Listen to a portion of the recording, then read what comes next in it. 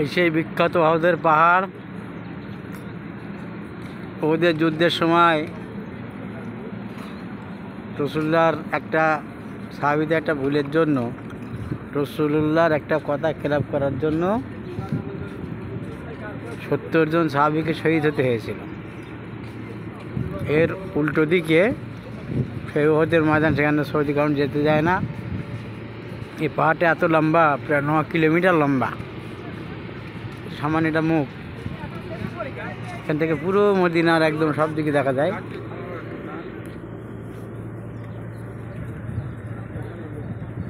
এই সাইডে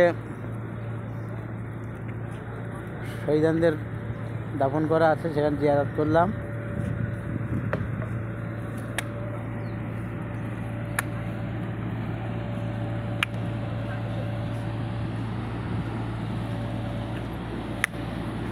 একদিক এখান থেকে এই দিকটায়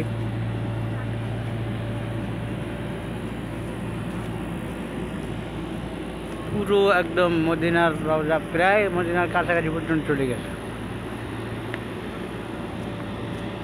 9 কিলোমিটার লম্বা।